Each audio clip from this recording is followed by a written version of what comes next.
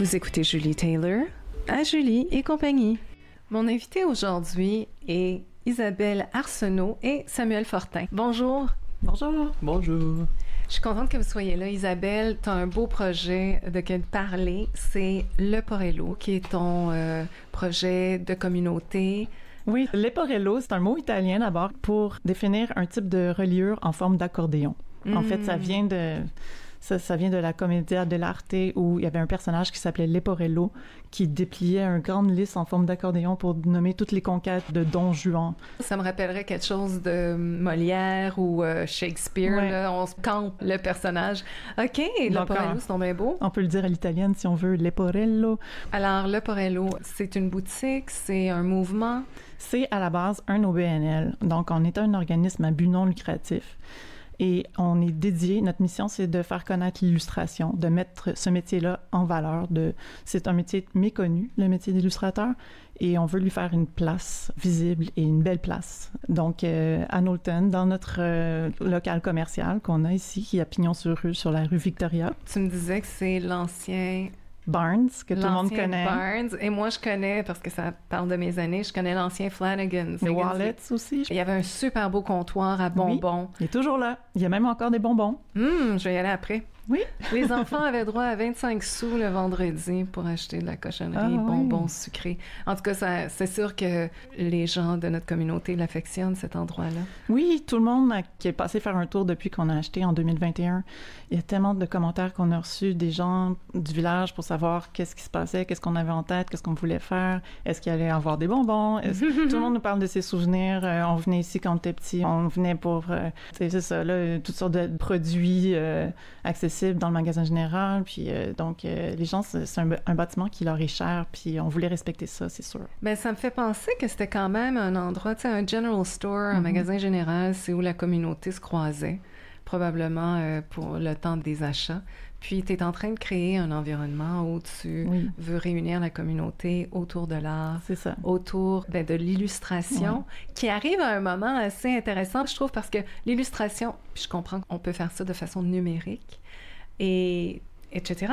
Mais ça reste pour moi un processus dans la matière, originalement. Ouais. Et ça arrive dans un moment où, avec AI, avec le monde numérisé si perfectionné, qu'on pourrait ne plus toucher. Exactement. Presque au papier-crayon. C'est vraiment une de nos préoccupations. On n'est pas là pour être contre ce type d'illustration, mais quoique, il y a quand même des petits bémols à apporter sur le contenu qui est diffusé par l'intelligence artificielle. Mais nous, ce qu'on veut faire, c'est positivement mettre de l'avant le travail de création traditionnel avec des savoir-faire qui sont dans la région aussi. Il y a beaucoup de gens qui font de la gravure, du tissage, de la poterie. Moi, c'est toutes des choses que j'adore.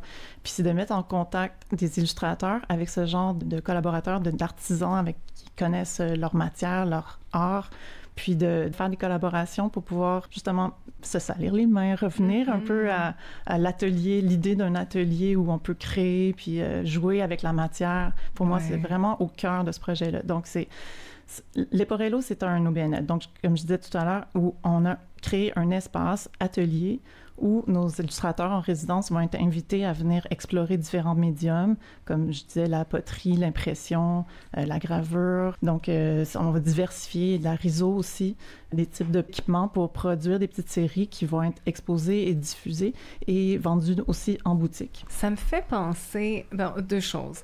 À l'époque, on avait l'Université Bishops qui offrait des cours accrédités, mais ça prenait toute une autre forme quand c'était à partir de la communauté dans un bâtiment où les gens se réunissaient. Puis on s'entend que notre communauté a aussi des gens qui peuvent revenir un peu aux sources. Ils ont terminé probablement d'élever les enfants, ils ont probablement quitté l'emploi à temps plein pour faire du temps partiel ou la retraite. Alors, ils renaissent à eux-mêmes, puis à redevenir en connexion avec l'enfant intérieur, l'artiste. Mais à l'époque, il y avait l'Université Bishops. T'en as entendu parler, tu me disais? Oui. Il y a beaucoup de gens aussi qui nous ont parlé de ça parce que ça avait l'air d'être un succès à l'époque. Il y a des gens qu'on a rencontrés, des bénévoles qui travaillent avec nous des fois sur des projets qui nous disent, ben avant, il y avait l'Université Bishop qui avait un genre d'espace ici où c'était possible de suivre des cours et tout ça. Ben nous, c'est aussi ce qu'on veut faire. Puis même en partenariat avec Bishop qu'on essaie de rejoindre. Alors, c'est un petit appel à tous. Si jamais il y a des gens de Bishop qui nous écoutent, on veut pouvoir créer des liens. On a déjà un partenariat avec l'école de design de l'UQAM.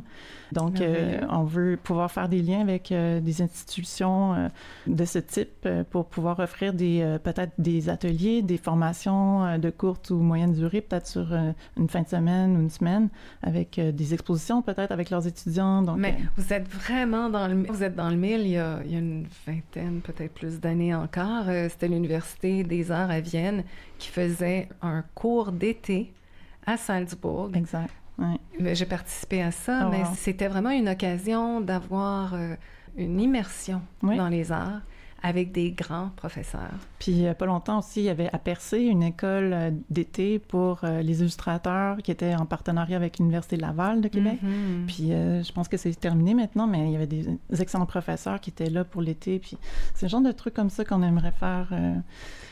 Alors, quelles sont les occasions de s'inscrire? Tu m'as dit tout à l'heure qu'il y avait une sélection pour les artistes en résidence? Pour notre première année, on a fait une campagne de socio-financement l'automne dernier pour pouvoir recevoir nos premiers illustrateurs en résidence cette année. Puis, pour cette campagne-là, on a visé la relève en illustration, ce qui nous a permis d'aller chercher un montant à travers le site de La Ruche. On a 4 illustrateurs, un pour chacun des mois de juin, juillet ou septembre. Mm-hmm. Et chacun est hébergé et puis il va avoir accès à un atelier équipé pour produire des séries, des objets et donner des ateliers à la population. Donc, nos invités, tout dépendant de leurs intérêts et des médiums avec lesquels ils sont confortables, bien, c'est ça, ça varie. Ça peut s'adresser aux enfants, aux adultes. Ça va de... Un exemple, on a un illustrateur qui est ici avec nous aujourd'hui, Samuel, qui va donner bientôt un atelier de tatouage. Mm-hmm. Eh bien, ça va du tatouage, qui est une application d'illustration, du papier mâché.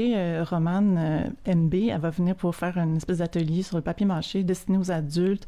Donc, c'est vraiment très varié. C'est pour tous les enfants de tout âge. Exactement. Il n'y a pas d'âge pour faire ça. Est-ce que tu savais, Isabelle, que tu allais devenir une personne qui allait réunir une communauté dans le coin de Knowlton déjà dans ta vie?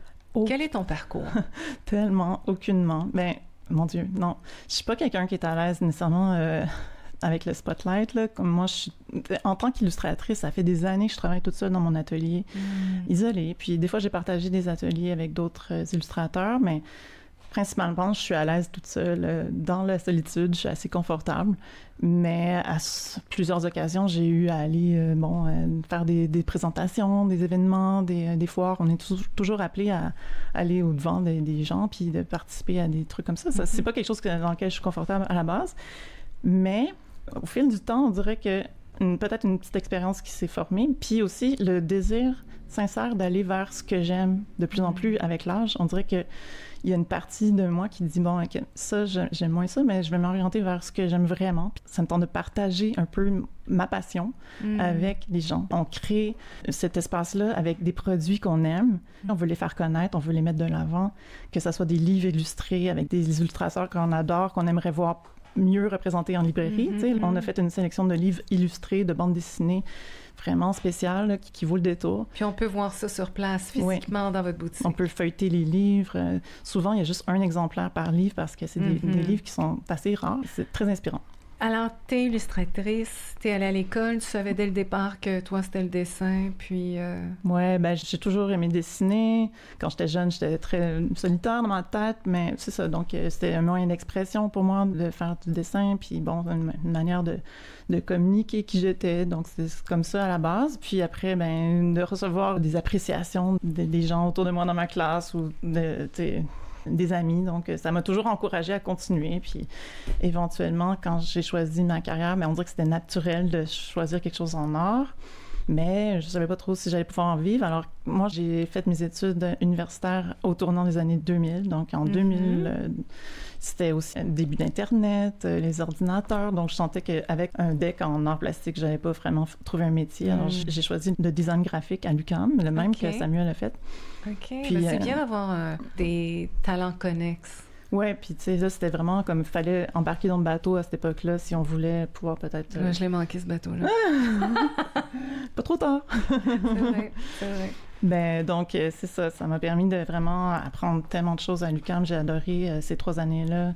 Puis ça m'a... Samuel, il hoche de la tête. Je pense qu'il apprécie aussi. Hein? Mm-hmm. Alors, c'est un bon programme. Tu le recommanderais? Oui, pour des personnes qui auraient un talent en dessin, en art? C'était des années formatrices, puis c'était très général. Donc, on pouvait se trouver nos intérêts à travers tout ce qu'ils nous montraient comme possibilités. Des profs excellents aussi, qui étaient très inspirants, qui m'ont poussé à continuer en illustration, finalement, après. OK. Après mes études, j'ai comme, justement, poussé par mes professeurs, j'ai participé à un concours, j'ai gagné comme étudiante. J'ai rencontré mon chum à ce moment-là, qui était sur le jury du concours. Depuis ce temps-là, on est ensemble. Voilà. Alors, j'ai commencé à travailler tout de suite en illustration. Et donc, en illustration, est-ce qu'il y a un thème qui t'inspire plus que d'autres? Est-ce que ça soit une palette de couleurs, un style, des outils de travail, est-ce qu'il y a quelque chose qui te ramène toujours à une façon de faire ou des figurines ou des personnages particuliers? Je suis inspirée, je suis touchée par plein d'illustrateurs. Moi, la matière, beaucoup m'interpelle. Quand je travaille, c'est un médium. J'essaie d'explorer un peu le médium, puis des fois, c'est ça qui va me guider vers une thématique ou un autre. Le dessin, j'adore le dessin. J'adore travailler avec des médiums un peu malléables que je peux contrôler facilement. Donc, je travaille beaucoup avec des gommes à effacer aussi pour... Donc, le fusain, des matières comme naturelles. La poterie, j'adore aussi. Je veux vraiment explorer ça davantage. Le textile aussi m'intéresse énormément. Moi, c'est ça. Quelle partie du textile? Ben, j'ai fait quelques œuvres exploratoires avec l'impression textile, que j'aime beaucoup. Hey, allô! Avez-vous des idées ou des questions à me partager? Aimeriez-vous être mon invité à l'émission? Juste allez sur julietaylor.ca et laissez-moi un message. Merci! Isabelle, en pré-entrevue, on jasait, puis tu me disais que tu étais venue au lac Brome, puis tu avais visité les artisans et les femmes qui font de la courte pointe et tout ça. Ça m'amène à la prochaine question. Est-ce que tu es de la région? Non, je suis pas de la région, mais on est venu souvent ici en vacances, l'été ou principalement l'hiver aussi, avec la semaine de relâche. On venait faire du ski, on venait... passer le temps des fêtes. On a loué souvent des maisons à Mansonville, particulièrement, qu'on aime beaucoup. Puis Knowlton, c'est des amis qui nous ont fait visiter Knowlton à plusieurs reprises. On venait dans les antiquaires avec des amis, puis on a acheté plein de trucs. Comme on rapportait des trucs. Là, tu avais tout rapporté. Là, tu avais juste besoin de t'acheter un lieu pour tout mettre tes affaires. Oui. Non, c'est ça. Il y a toute une histoire derrière notre amour pour Knowlton, en fait. C'est ça, je sais pas si je dois me lancer dans la petite histoire ou la grande histoire, mais c'est ça, c'est des amis très précieux avec qui on venait à Knowlton. Puis c'est ça, quand j'ai vu ce bâtiment-là à vendre, ça m'a fait penser à une de mes amies qui venait de décéder, en fait, en 2019, qui avait son chalet à Potton. Puis c'est elle qui me faisait découvrir Knowlton à chaque fois qu'on venait ici. Puis elle, c'était une artiste aussi, c'était une prof à Concordia. Puis passionnée de textile, justement, ça fait un lien un peu avec ce qu'on parlait tout à l'heure. Je commence à voir, oui. Puis on allait au Bromo Fair, on allait voir les courtes pointes ensemble. Quand j'ai vu le bâtiment à vendre en 2020 plutôt, 2021 finalement, c'était parce qu'elle est décédée en 2019, ça m'a donné le goût d'avoir un pied à terre ici, près de sa famille, son garçon qui est toujours ici avec son chum. Fait que je me suis dit, ça pourrait nous permettre de garder contact avec eux, d'être toujours proches. Puis de faire un de ces projets-là qu'on avait en tête ensemble. Que vous avez discuté. Oui, on avait toujours plein de projets comme ça. Puis c'est comme si elle faisait un peu partie de notre projet depuis c'est ce que j'entends. Je sens aussi un peu de fébrilité dans ton comment tu t'exprimes. Alors, avais-tu l'impression qu'il y avait la main de cette femme-là dans ce... J'oserais pas dire ça, là, parce que c'est juste comme je l'ai toujours dans mon cœur. C'est vraiment une amie très précieuse. C'est vraiment beau. Voilà, donc c'est un peu pour la garder en vie. Puis j'ai plein d'autres trucs qui, dans mon quotidien, qui la gardent en vie aussi. Tu sais, j'ai même un projet de livre que je vais faire à la Pastèque. Le prochain livre, c'est un petit peu en lien aussi avec elle. Donc, on dirait que c'est un gros morceau que... La Pastèque, vulgairement, pour ceux qui ont juste fait du primaire en art plastique, c'est de la cire à l'huile ou de la craie à l'huile? Non, la Pastèque, c'est la maison d'édition de mon chum. On a une belle plug pour la maison d'édition de ton chum. La Pastèque, c'est quoi les éditions de la Pastèque depuis 1998 qui existent. Et ils font de la bande dessinée et des livres pour enfants. J'ai quelques livres qui sont publiés à La Pastèque déjà, mais mon prochain, c'est ça va être publié à La Pastèque. C'est mon éditeur préféré, on peut le dire. Donc, si tu venais pas de Nolton, c'était de quelle région? Je suis née à Sept-Îles, donc sur la Côte-Nord. Puis j'ai grandi sur le bord de la mer. Mon père a construit notre maison à la plage. J'ai un horizon. C'est ça qui est imprégné vraiment dans mon cerveau. Puis quand je retourne là-bas, c'est comme les morceaux se placent comme un casse-tête. Donc l'horizon, c'est vraiment important pour moi. Puis mes parents ont déménagé quand j'étais jeune. J'ai grandi dans l'ouest de l'île comme adolescente de Montréal.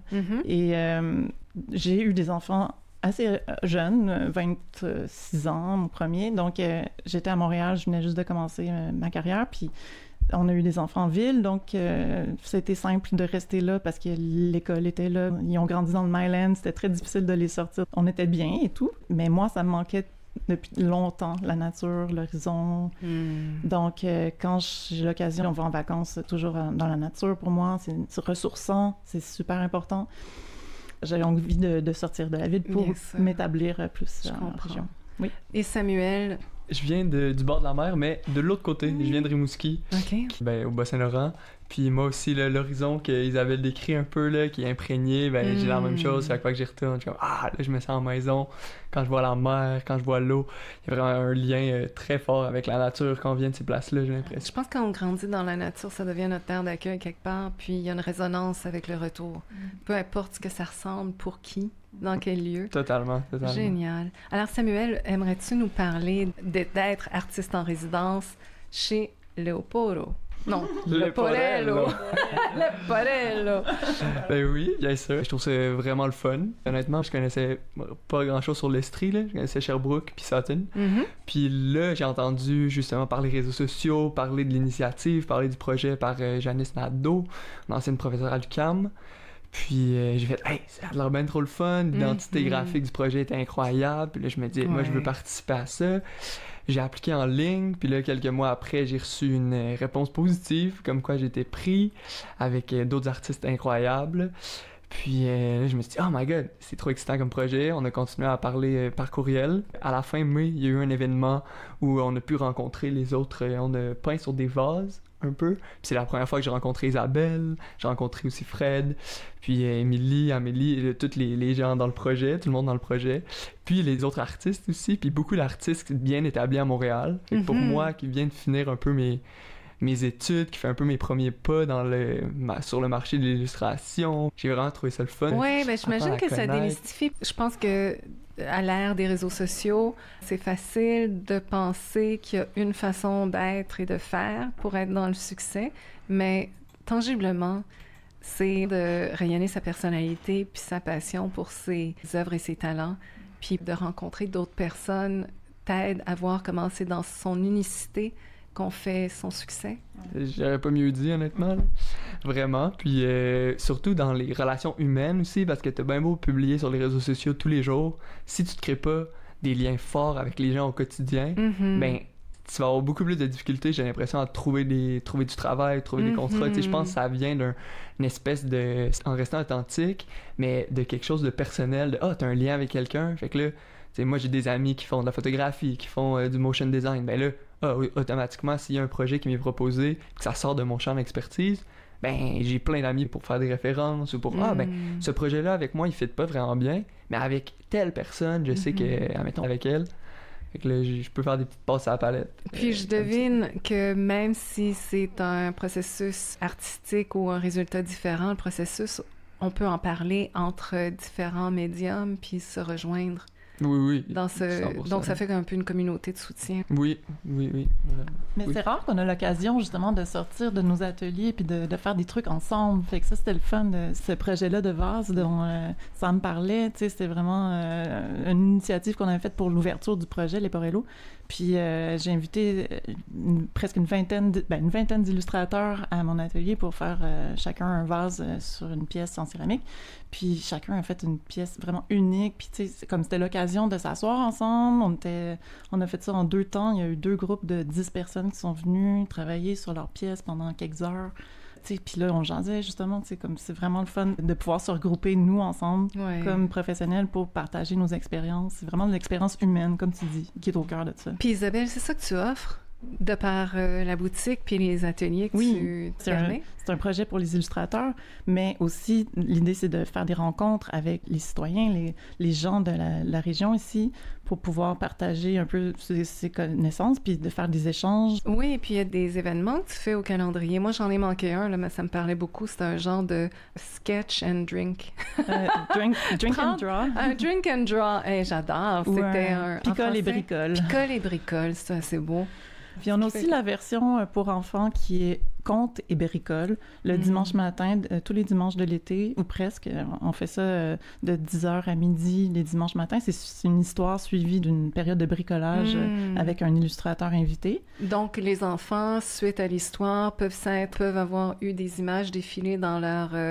être créateur puis le mettre sur papier. Oui, puis on montre c'est quoi l'importance de l'image aussi dans l'histoire. Puis donc notre but, c'est dans le fond de mettre l'emphase sur l'illustration aussi dans le récit, montrer que ça peut être un moyen de narration aussi. Donc dans une situation comme ça, est-ce que tu pourrais, mettons qu'il y a 8 enfants, est-ce que chaque enfant pourrait avoir le thème d'illustrer une partie de l'histoire puis ensuite on les relie? Ben oui, il y a toutes sortes de possibilités. Les relier comme dans une reliure et faire un livre avec. Mais effectivement, puis on va être équipé pour faire de la reliure aussi, là.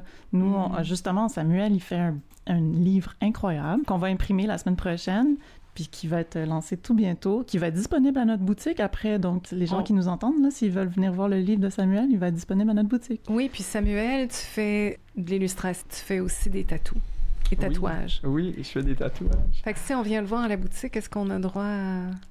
Exactement, il y a des tatouages temporaires disponibles sur place, basés sur des dessins que j'ai faits pour un événement de tatouage qui va se passer la semaine prochaine. Oui, dans le fond, c'est un flash day, on appelle en anglais. Okay. Je vais être à la boutique toute la journée, puis je vais être disponible pour tatouer. Il y a des gens qui vont pouvoir passer. C'est vraiment convivial, c'est super le fun, puis... Tu parlais de communauté, ça permet de rencontrer aussi les gens comme ça. Puis non, c'est un médium que j'aime beaucoup. Puis je trouve ça le fun que justement Isa et l'équipe de Leporello aient embarqué dans ce trip-là un peu de « Ah, ben oui, on va faire un flash day dans notre boutique. » Mon père, à l'âge de genre 78 ans, a décidé de se faire tatouer. Fait qu'il y aurait pas mal de clients ici. Si on regarde ça, là, tu sais, s'ouvrir... Non, lui, il y avait vraiment une belle idée. Ça m'a inspiré qu'un jour, moi-même, je serais tatouée. Sinon, as-tu des thèmes ou une palette de couleurs ou quelque chose qui t'inspire, qui inspire ton travail? Oui, c'est sûr que le côté un peu street art, ça va m'inspirer, je pense. Les couleurs assez pop. Puis un peu l'aspect naïf d'une illustration, tu sais, quelque chose d'humoristique un peu, mais qui vient parler de quelque chose d'important, et qui est fait dans l'humour. Je trouve ça drôle, tu sais, un peu genre décrocher un sourire pour quelqu'un, ça le fait aussi réfléchir, tu sais, il y a quelque chose là-dedans qui est puissant puis qui vient pas tu te mets personne à dos, mais tu peux quand même créer une réflexion. Ce que j'entends, c'est que dans l'humour, ça ouvre le cœur. Ouais, exact. Quand il y a une ouverture, ben là, t'es imprégné de quelque chose. Ben un message, peu importe. Puis c'est sûr que la nature aussi, je m'en souviens récemment que je viens de Rimouski. J'ai été dans les scouts pendant très longtemps. J'ai travaillé dans les colonies de vacances. Tu sais, j'ai beaucoup joué dehors. Fait que c'est sûr qu'il y a une dimension du jeu, d'avoir du plaisir en faisant l'illustration elle-même, mais aussi que les gens aient du plaisir à regarder mes illustrations, tu sais, puis qu'il y ait un lien justement avec la nature, parce que je trouve que c'est une de nos plus grandes richesses, là, surtout au Québec. Ouais. Moi, je trouve que la jeunesse est vraiment inspirante. Je suis tellement fière des illustrateurs qui sont en résidence cet été. Samuel a 24 ans. Là. Regarde comment il y a du contenu. Là. Je vois. Donc, Samuel, un artiste en résidence, une fois qu'il est sélectionné, est-ce qu'il emménage en haut des studios? C'est quoi la formule artiste en résidence? Oui, ben ce que j'ai vécu, on est logé à Knowlton, une place durant la durée de la résidence. Comme moi, je reste 1 mois, par exemple. Ouais. Il y a aussi un espace atelier à l'arrière de la boutique. Il y a un espace galerie, un espace atelier dans lequel on peut travailler. Il y a beaucoup d'équipements à notre disposition, puis qui sont parfaits pour la création justement de petits livrets, de livres, d'impressions. Beaucoup d'équipements de valeur. Puis c'est ça qui est attirant, c'est de pouvoir avoir accès à ces choses-là facilement, parce que des fois, peu importe si t'es en ville ou en région, c'est très difficile d'avoir accès à cet équipement-là.